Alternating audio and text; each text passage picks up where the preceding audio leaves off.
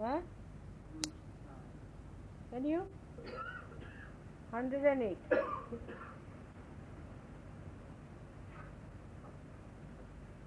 Please write his name on a piece of paper.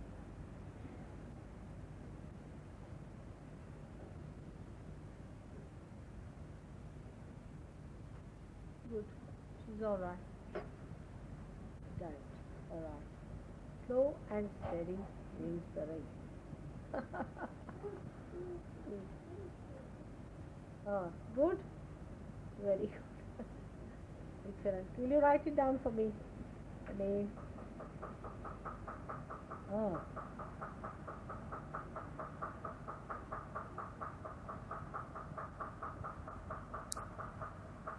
Who's he? Bart.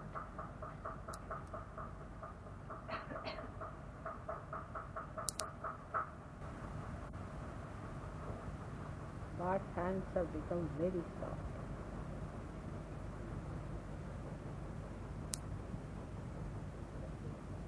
Oh, their beaking is going up.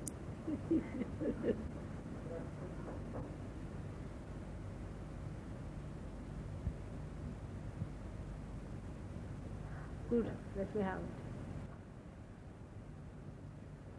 Yeah. See there.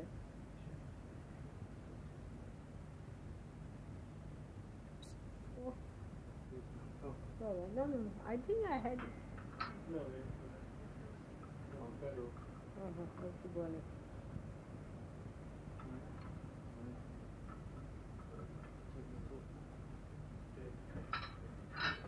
Better now.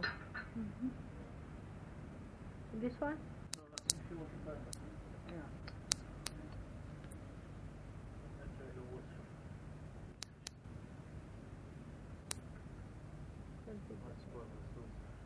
Huh?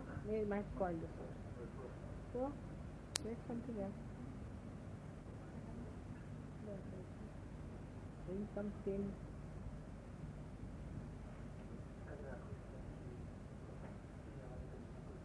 It will spoil the sauce, mother. Yeah? I've No. done it before many times. Alright. It doesn't spoil it. Right?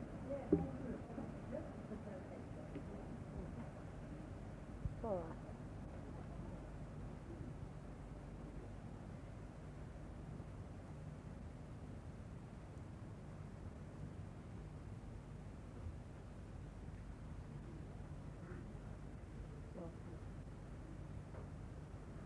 Alright. Done. You're very much cleared out. Alright?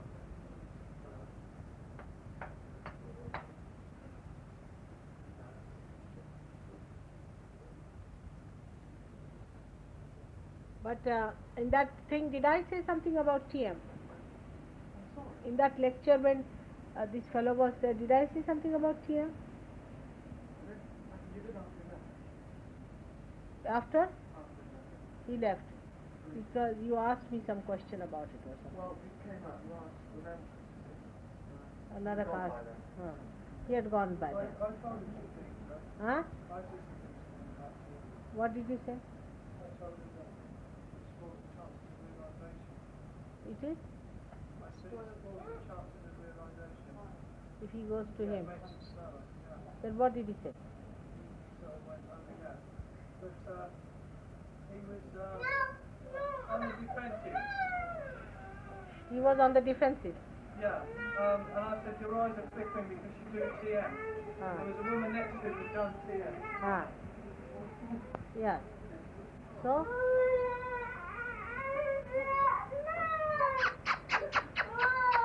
No.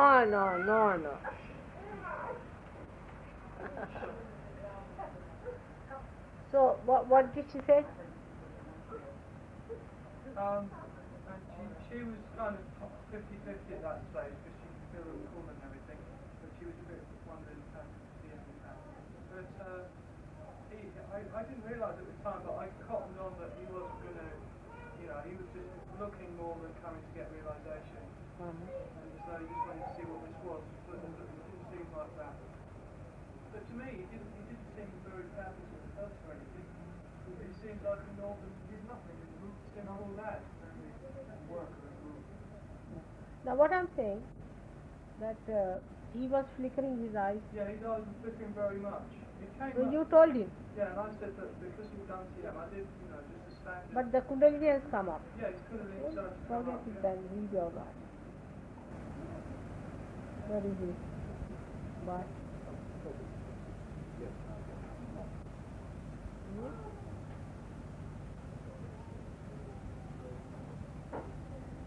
Put some music, I think.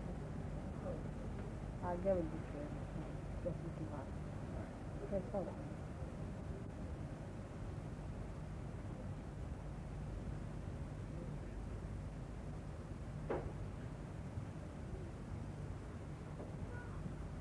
Oh, you're all right. You're very relaxed. Huh? He just, this is left Sadhusana. Is because of the certificate, isn't it? And that aspect is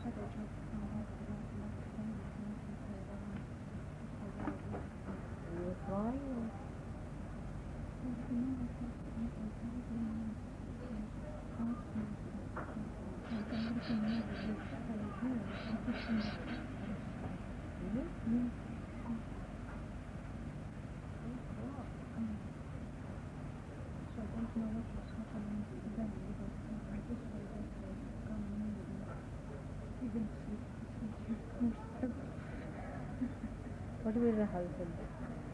Well, I didn't mention anything because we were so relaxed and I didn't have time to do it because I thought the more relaxed he was, the better it was giving me strength.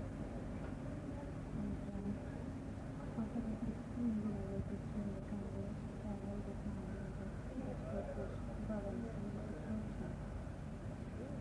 So really, you were really into it. You also have the fitness then But she told me that mother, if you come, see, these people will change their ideas.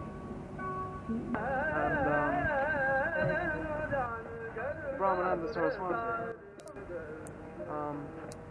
is supposedly in the Shankara tradition. Is he? The Shankara tradition, Advaita Vedanta. Shankaracharya? The Shankara tradition, yes. And we are told that it is the Shankara tradition. Why do you not read Shankaracharya? Advaita Vedanta, non-dualism. I mean, but it's very abstract way of saying things. Relatively absolute, that's it. These are such fun, bombastic things, the way they talk. One of the things they say is that they're a direct line from Shankaracharya, so 5,000 years of unbroken Well, no, tradition. 1200 or thereabouts. So they say this can't be wrong. That there's been a secret thing, and now for the first time in history. But has he got any certificate from his guru even? I don't think his guru ever said that he is my disciple. I am sure of it. Is there any certificate from his guru? How does he say he was his guru, even Shankaracharya? You either believe or you disbelieve. You either believe or you disbelieve. If you're told it, you don't want to accept it. Another thing I can tell you, that if he thought he was the direct link, he should have been appointed Shankaracharya.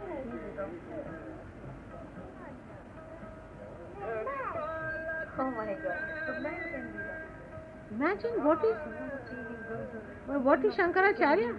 What is all this? But you don't read Adi Shankaracharya at all. He doesn't give you books to read about Adi Shankaracharya. It's like a lot of movements. You're not encouraged to read outside. you're not encouraged to explore outside the confines of the teaching in the movement. It goes for a lot of movements. You see, when you start reading outside it, you finish up here. Don't you? So you understand what I'm saying? you only read whatever is in whatever they teach. You're only encouraged to, yes. As I say, if you read outside it, The biggest weapon in making people think they've got something is a book called he's written commentary on the first 6 chapters of the Bhagavad Gita, which I read about a week after I started TM. And I hadn't read the Gita before, so it's my first introduction to the Gita, and it was with all his commentary. And at the time I thought it seemed to me as though it was well written. And he relates every single paragraph in the Bhagavad Gita to transcendental meditation. He claims that when Lord Krishna says to Gita, Arjuna, be without the 3 gurus, what he's saying is, be in the transcendental field. Well, that's true. But he claims that TM is taking you directly to the transcendental field. So you think, this all seems to make sense. And that's how he grabs 7 people. I think that's the basis of it, like David and myself. And then it boils down to he's a complete liar. If you think it's not true, you don't. So what do they teach then? I mean, they don't allow you to read any other thing. Then what do they teach you? The movement is about the movement is...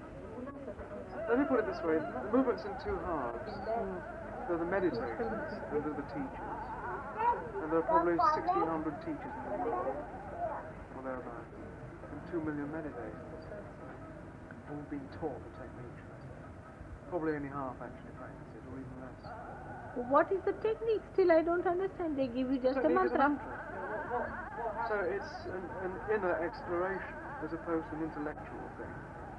It's an inner exploration, it's the transcendent. What happens is...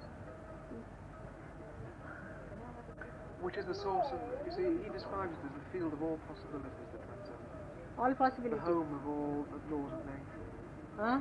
The home of all the laws of nature. The transcendent.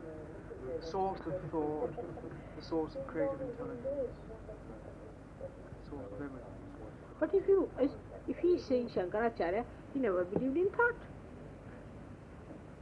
Well, it's beyond thought, you see, the transcendent. Where your mantra takes you is beyond thought. It's to the source of thought. The mind is the source of thought. Yes. Then Well, you're going to the very source where the first little speck of thought appears and blossoms into the thought at the gross level. Alright then. So you're diving, you're transcending it. Alright then. And it's the old Indian philosophic adage of the calf dipped in dye, dried in the sun, bleached, dipped again, dried, till the colours fast and very bright. And that is the experience of transcending periodic. Very cunning. This very thing, what they do is this, you have this mantra, and you go, say the mantra, whatever it is, you keep on saying it in your mind, and then after a time you drift Mantra off, japa. and you go into, I think you go into the subconscious field. My head always used to start going like this, and then You wake up drifting. and then I'd fall asleep, and that used to happen to lots of people. And that's good, it's only unstressing. What they used to say was, every time Actually, really, you are all bad people. You are. How could you listen to such a nonsense as that? See? Well, it was the promise of release from the bondage of the relative. Of what? Release from the bondage of the relative existence. The attachment to material things. If you're a seeker, you're... Just blah blah. It's true. You see, because he says that he is taking you out of bondage of materialism. How? By loosening your grip, you see. You see, his opinion of renunciation is not tapas. It's meditation. Because when you transcend and reach the thoughtless awareness state, that is your renunciation, because you're no longer in touch with the relative. You've renounced. But do you reach thoughtless awareness? I can't remember, but I did in 8 years. That's it. And then they would say, like A lot of others. people claim it. But Does he say also, that you must have committed sins, that's why you cannot do it, you have to do it more. Does he say so? No. Oh. This is a way of short-circuiting the karmic He says cycle. so. Yes. Then why is he there? See, you should ask him if we have to bear our karma. Yeah, but one isn't. It isn't possible to ask him. Not now. Really? He's in an ivory tower. You know, he's Okay. detached from. And this, in a sense, is where the seed of the downfall might occur. It's too remote from people, and their problems aren't answered. You see, what he's done, he's divided himself 1,600 times by Oh. teaching people. You see. So the teachers are the holders of the knowledge now. But often, you know, they reach problems, as with Carla, for example. And myself, I mean, I was suicidal a year ago. Nobody could help me. There was no rapport among yourselves. Nobody could help you. I mean, the teachers couldn't help you. Your depressions were, you know, beyond help.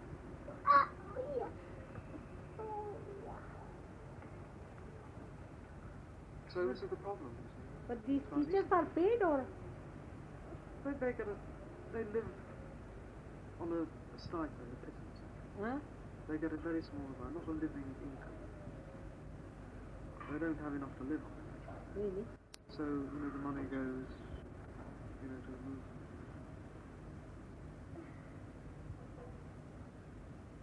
Sort of, we see, first of all, they never kept anything open for you.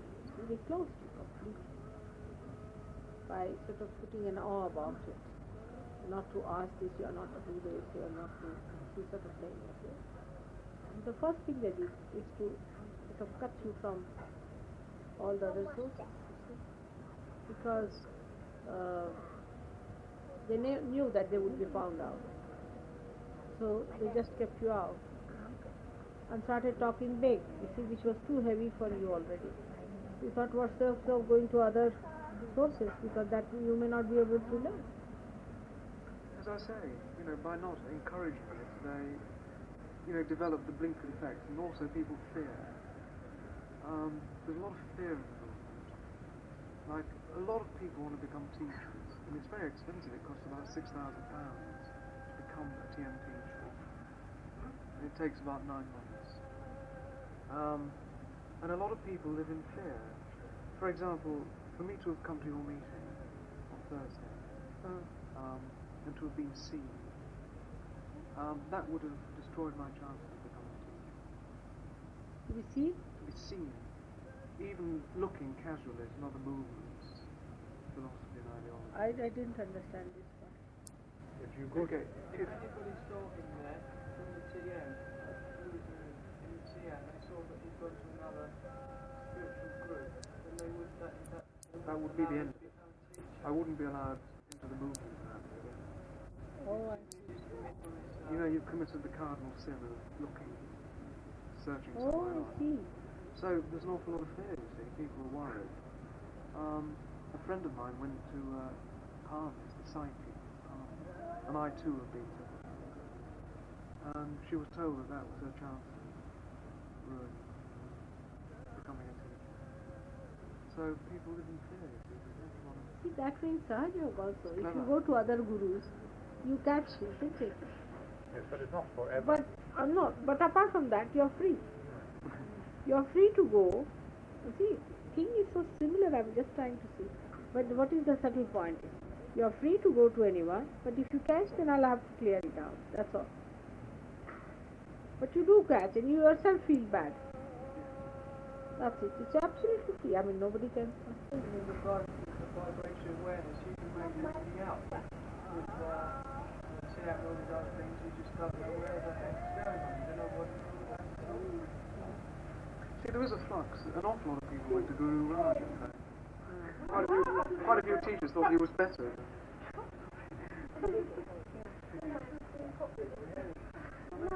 I know. नमस्ते जा रहे क्या? अच्छा बेटी खुश रहो सारू नमस्ते खुश रहो बेटा नहीं नमस्ते oh, but I just can't understand So the first deception is that it's not the Shankara tradition.